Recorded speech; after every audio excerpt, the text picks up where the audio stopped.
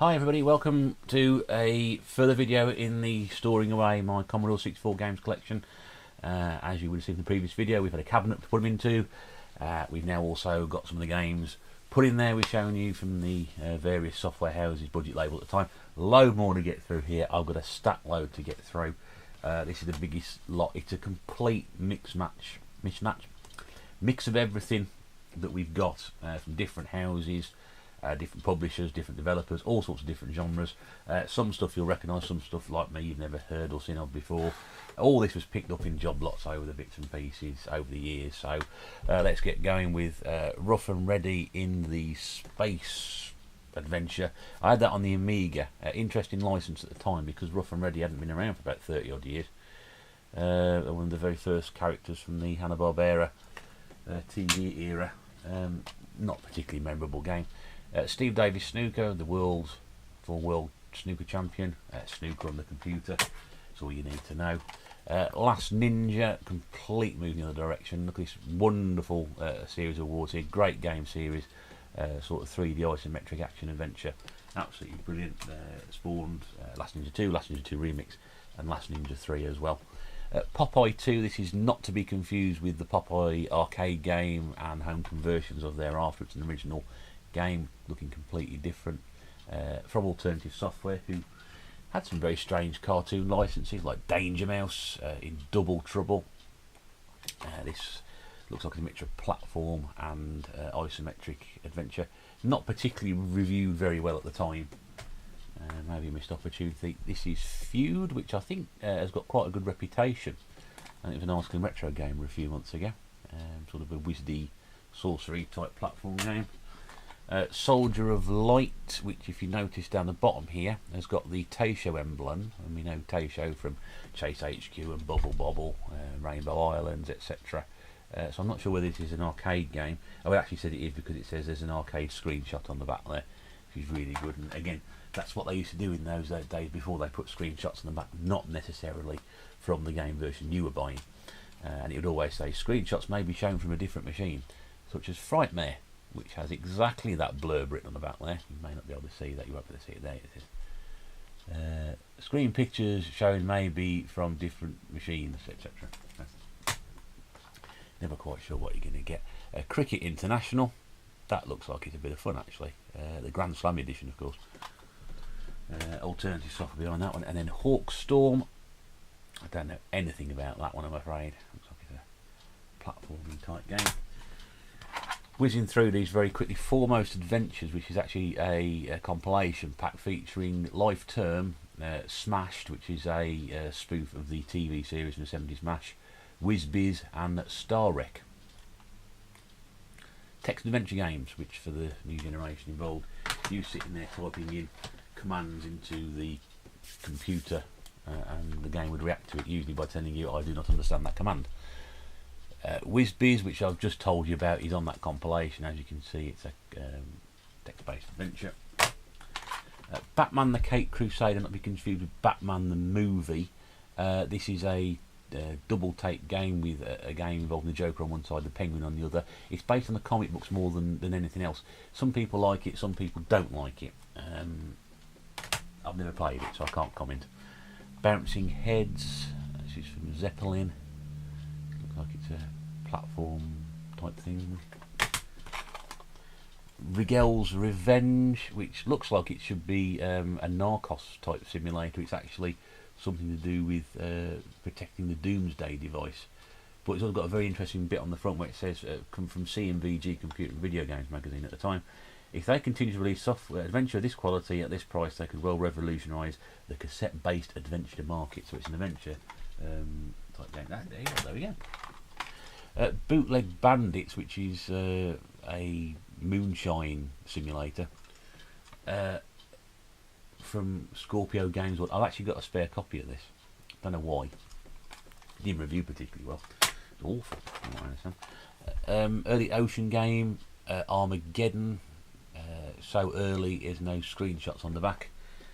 Just tells you what it's all about. Postman Pat 2.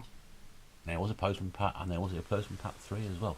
This looks like it's more to do with a platform adventure game as opposed to a driving game, which I think the third one was. From Postman Pat to Pasteman Pat. Yep. Putting up billboards everywhere. Bill posters. Terramex, I only know about this and the fact it came out produced by Grand Slam, who had a reputation for producing some pretty shoddy games. The Flintstones and Peter Beardsley's European Football, anybody. And the fact they made a Pig's Ear of this. This was an arcade game, I think. It was an arcade conversion. I made Pig's Ear of that as well. Don't know any more about it because I never played it. More licensing from alternative software. This is the Munsters, which enjoyed a brief revival in the late 80s on Channel 4, but other than that was a fairly forgettable TV series. I say forgettable because I never particularly enjoyed it. Battlefield, which I think is an update of the old Pong tank game, which appeared on Atari 2600 Combat. Again, I could be wrong on that one, I don't know, but we shall see. Mayday Squad Heroes, which is a hostage rescue game. It looks quite good, actually. I can't remember if I remember anything about it or not. I'm not sure. I don't think I do. We talk about Gauntlet and Gauntlet 2 in the Kicks video. This is Gauntlet the Deeper Dungeons, which contains 512 brand new levels. And this is an extension tape. Now, after this, you used to get, for the Amiga and the ST, you used to get a data disc. I remember Championship Manager having a data disc when it came out. The 93-94 version with the updated transfers. In nowadays, you download a patch and it would update everything. But they used tapes. You know, these things take to load. Swamp Fever. Looks like it's an isometric Pac-Mania maze type adventure. That's not saying maze type. Runorama, which I don't know anything about. I've heard of it so many times, but I don't know anything about it. Is reading the blurb going to help me? 12 deadly levels. Enter the magical world of Mervyn, the Sorcerer's Apprentice. Help Mervyn destroy the misshapen evil hordes. Sounds a bit like Gauntlet. Survivors, which is nothing to do with the 1970s TV programme from the man who created the Daleks, Terry Nation, or indeed the dreadful update, which was about 10 years ago on the telly. Classic Thrust, which I've played briefly many years ago. One of these little compilation packs, the Power Pack, 4 great games and 1 tape. BMX Kids, Imagination, Thrust 2 and Prodigy, which is nothing to do with the mid-90s dance acts, I don't think anyway. Same to you, Scumball. Looks like a platform exploring game. Again, if you go back to the 80s, when arcade machines were very popular, and Donkey Kong and Pac-Man, we should command your attention when you went into the arcades. A lot of software developers put out their own software variants on it, basically rip-off versions of them, tweaked slightly enough so that it wouldn't actually attract the attention of the owners of the original game, so they'd be sued out their socks. One such game was Chomper Man, which was a variant on Pac-Man. I played this very briefly a few years back, but I can't show any screenshots because there aren't any. But that one actually is meant to be one of the better ones. A number of them, there should be cool things. These are stupid names to sort of deter that. It's Hobgoblin, which is nothing to do with a drink. Game Over 2. This is a shoot 'em up. I quite like playing this. There's also a very interesting loading screen, which I think if you consult our old friend the internet, I'll tell you a bit more about it. Probably wouldn't pass muster nowadays, but yeah, it's an interesting one to keep your eye on there. Suicide Express from Gremlin Graphics. Again, I have absolutely no idea what this is like. I've not played it, but it is by Tony Crowther, and many people know Tony Crowther from Potty Pigeon, which was a very famous game back in the day, and also from the author of Monty Mole as well. Monty Mole, of course, big character back in the early 80s. Alfie the same Monty on the run. Beachhead, which is a war type game. Mostly remembered by me for the fact when I first got my Commodore 64 in 2009. Yes, 2009. This was one of the games that my other half bought to go with it, as well as Monty on the Run. I remember playing Christmas Day 2009, playing Beachhead. Brilliant. Fearless Fred and the Factory of Doom. Fantastic title, but it doesn't actually tell you anything more than that. It's got 16 levels and a bonus screen every 3 levels. No idea what that is like. Joe Blade 2, which was the second game in the series, obviously, and there would have been the first one called Joe Blade. They were quite good, those games. I remember they were cheap and cheerful, but they were very, very good. Sort of like beat 'em ups. Connect 4, which should be self-explanatory. Minutes of fun with this one. I probably guarantee if you played it, loaded it up, you'd spend less time playing it. Buy a Connect 4 set. I mean, cheaper, much more fun. Decathlon, not to be confused with Daley Thompson's Decathlon. This is exactly the same sort of thing. If you played Hyper Sports or Track and Field, this is it. Mr. Wino, which, as you can see, is a drinking simulator, and it says on the front there, drinking is for Mr. Wino, not kids, and it's a platform game. I don't remember that one. I was very surprised to see there's a game called Mr. Wino. Crazy Coaster, which puts you on a roller coaster. Gilbert Escape from Drill. Wow. Now, very, very briefly, history of children's television on Saturday mornings in the 80s. There was Tiswas and Swap Shop. When Tiswas finished, number 73 started, which was where Sandy Toksvig got her first start in television. And when that finished, ITV then spent the next 10 years trying to find something that would replace it. This character was on a program called Get Fresh, which vaguely remember being hosted by Gaz Top, who's a well-known Welsh television presenter, the guy who was Adrian Mole on television, and I think Charlotte Hindle as well. She materialised a number of years later on BBC One, doing the 8:15 from Manchester, I think. I could be wrong on that last one. Anyway, this was the puppet they created for it. Two things significantly: the puppet was awful, hated the puppet, and secondly, the game was crap. Aliens, the US version, which seems to have more shots of the film than the game on it, but it is meant to be a very, very good version of it. I haven't played this one. Shock, horror, gasp, but there we go. That one tends to get the better reviews. Galdragon's the Domain, which is like another loincloth, sweaty, oily men type thing. Captain Blood, which is a space exploration game, not quite in the category of elite, but seemed to review pretty well at the time. Impossible Mole, which was meant to be the comeback of Monty Mole, the character in the early 90s, but sadly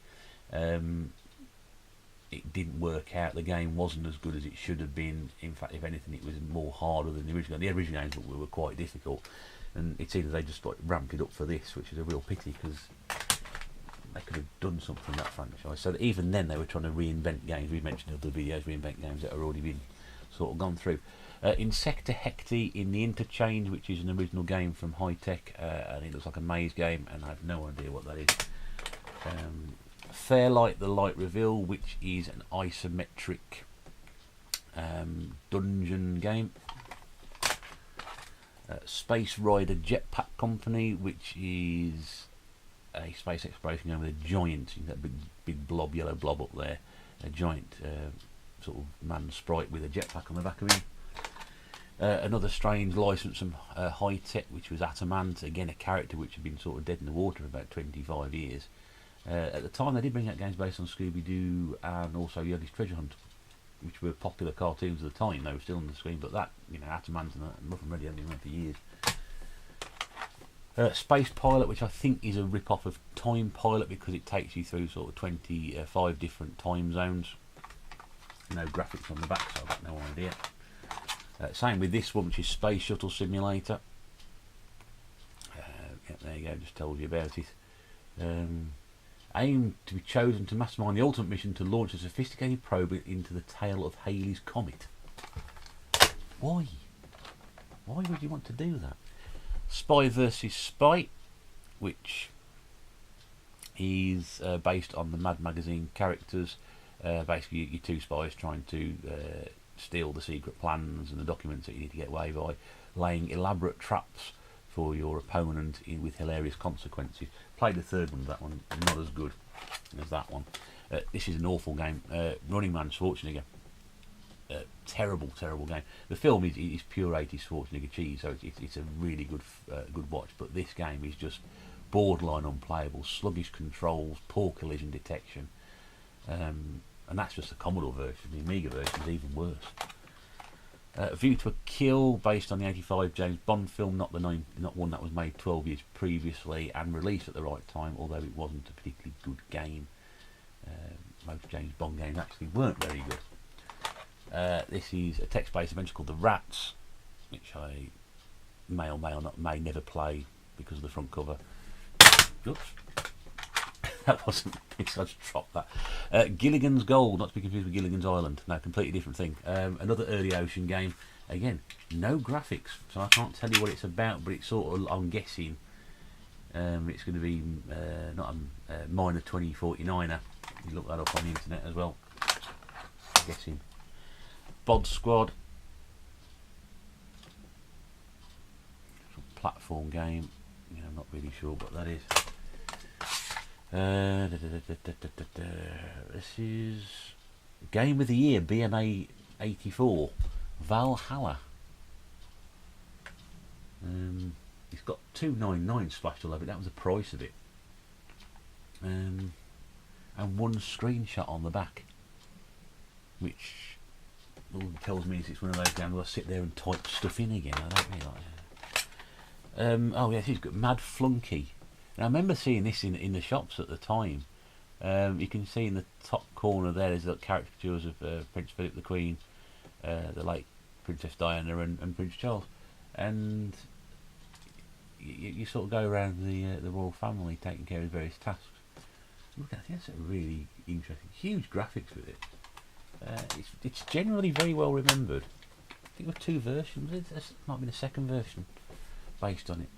Again, high tech with their bizarre licensing in Johnny Quest. They're probably so cheap, no one paying attention to. Although Johnny Quest is very well remembered by people who watched it at the time. I was never a fan of those types of cartoons. Which platform game? Pack of Aces, which is another one of these four great games on one tape. But this is a bit different because there are some decent ones on it. I'll have to read it down here because I can't see. International Karate, the original. Boulder Dash, which is a sort of an under the ground game where you go around the screen, and maze game, very very good, and a number of sequels. Who Dares Wins, which was sort of like a Commando clone, but again very good one. And then Nexus, which I have no idea what that's about. Don't think I know an awful lot from the back of there, but yeah, one of the better ones actually, by the sound of it. Getting there slowly, we're nearly there. This is World Soccer by Zeppelin Games, which I played on the Amiga and was not as good as it should have been. Always a lesson learnt there when you're buying budget software. The reason some of these games were budget software because they weren't all that good. If you played something like at the time Championship Manager or Player Manager, which was the kick-off engine and the management game bolted onto it, playing something like that is completely different, and you just tend to get stuck on one, not that one. Blinky's Scary School, also from Zeppelin, with some nice graphics, platform game on the back there, cheap and cheerful. Slug, which is it's a strange platform game. You have to sort of like clear the screen, avoid being eaten by stuff. I played it briefly. It's all right. Tournament of Death. Oh, yeah. This is now. I remember seeing this reviewed at the time. It's actually on the back. It says Lee Enfield in Tournament of Death is the second in the Troubleshooter series. Who is Lee Enfield? But I also remember at the time it's got a shocking review in Zap. You may ask, why was I reading Zap magazine when I remember Commodore 64 until I was 34 years old? Well, very good reason. My friend had one, so we used to get Zap magazine all the time, so we used to read those. But I missed this. I think it's a sort of astonishing low 13 or 20% or something like that. It was shocking. They absolutely hated it. Deadly Evil. You can see these wonderful. One of the great things about this era was the cover art. I should mention actually, just on into Tournament Death has got a green tape. How about that? Usually tapes were white or black.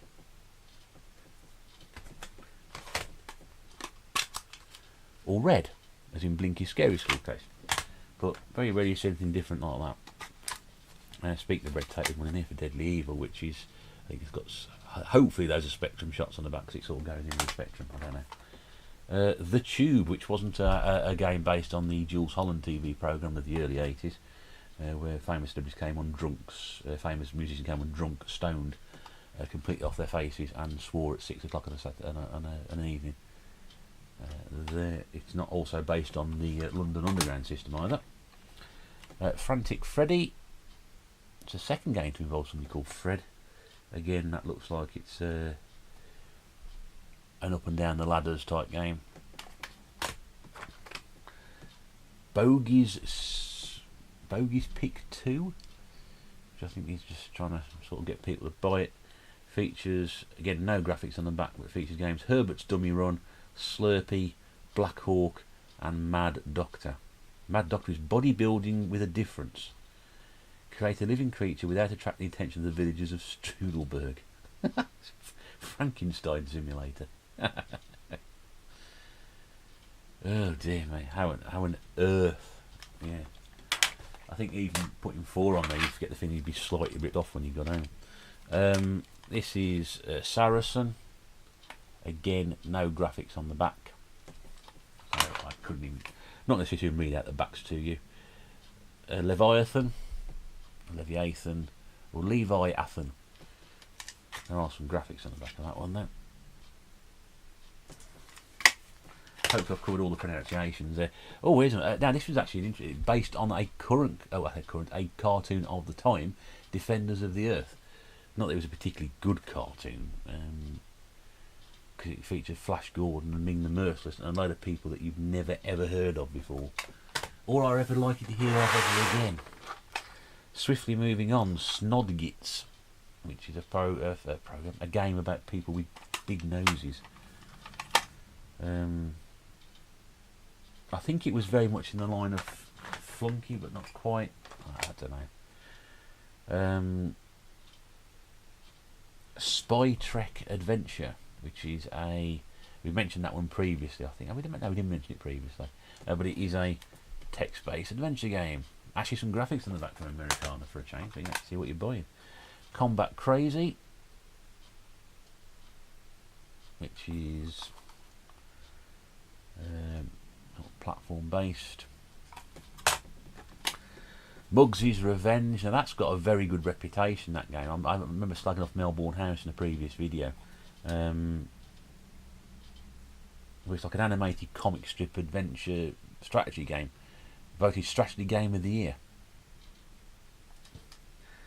So I remember reading a lot of good things about that. I thought it's actually Alien Syndrome. This was an arcade conversion at the time. I've actually done an Alien Syndrome video on the Sega Master System, which I haven't uploaded yet. I never played this on another system. But I was surprised. I also got Alien Syndrome for the Wii. They did an update of it. It wasn't very good. Goblin Towers. It's what happens when you pick up job lots of games. I've got no idea what this is about. And that doesn't tell me anything else other than who made it. I'm guessing it's an adventure game. The Great Burger Riot. Yeah, I've played that briefly. It's not great. It's a shoot 'em up, believe it or not. We mentioned Joe Blade 2. This is Joe Blade 1. Terrorists have kidnapped world leaders, and you must enter Bloodfinger's base and liberate the hostages. But it was good enough to form a sequel on a budget label. That's something else, isn't it? Ace, which with its sequel Ace 2 was the combat simulator of its day.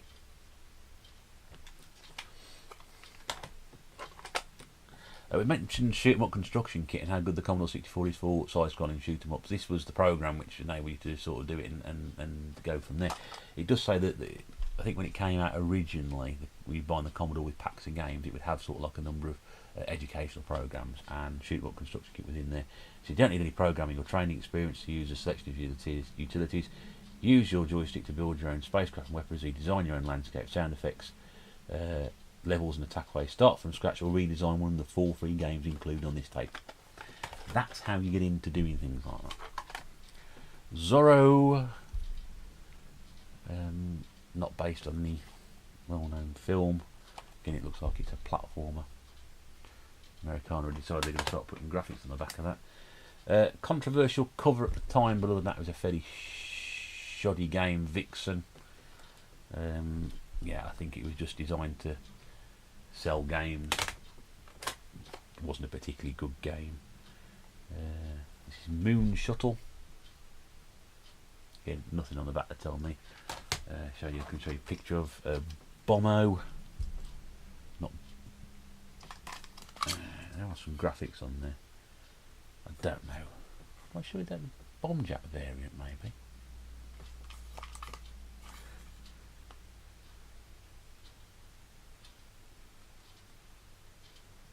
Yeah, it looks like it's a Bomb Jack type game.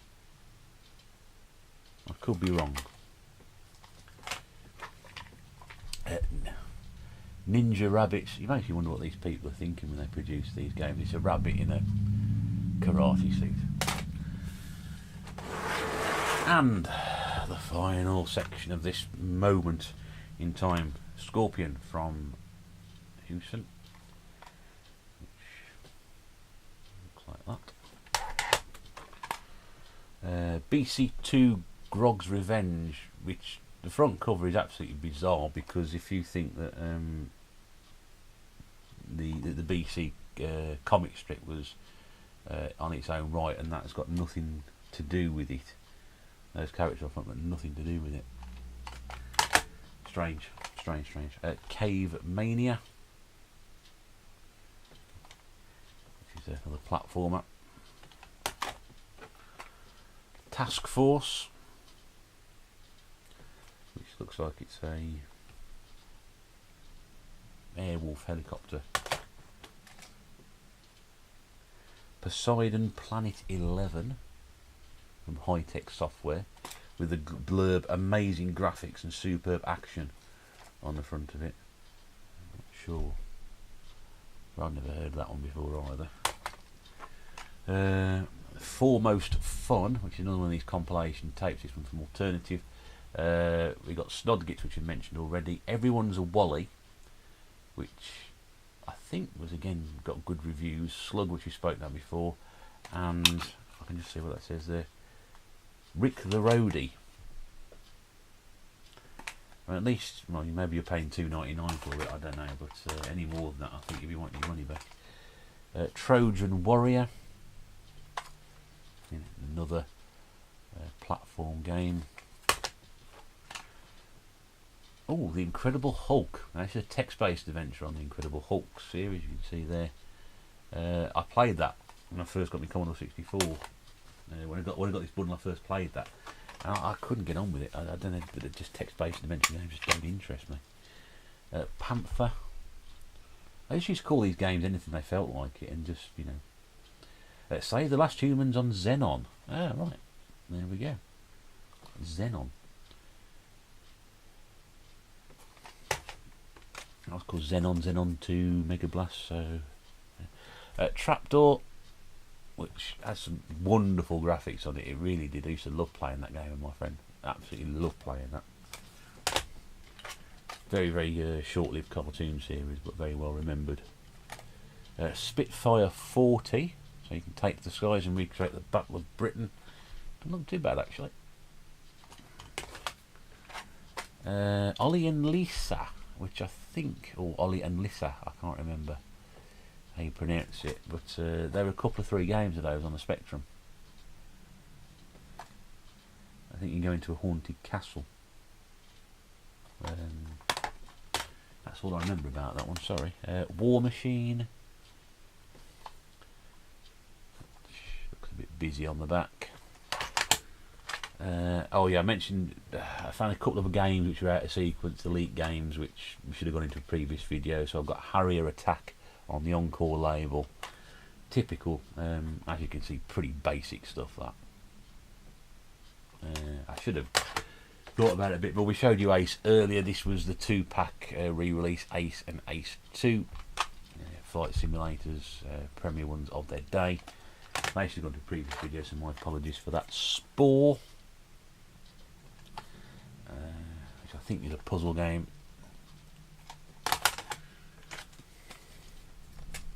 Star Paws, which this is the re-released version on alternative.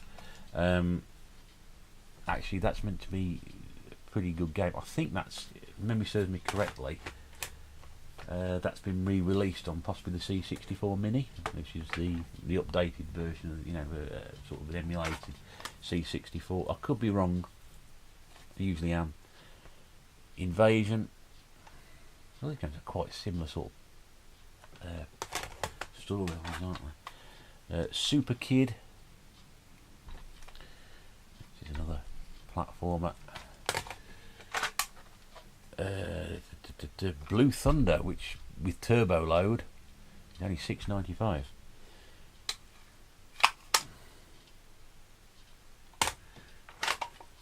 Moving swiftly on, Friday the 13th, the computer game. Goodness me.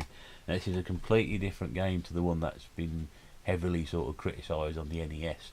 I remember playing this with a friend of mine. It was dull. It wasn't very good either. It was very, very dull. Zamzara, which is another platform game. And finally, in this section, which is going to go into the cabinet, we have a game called Steel.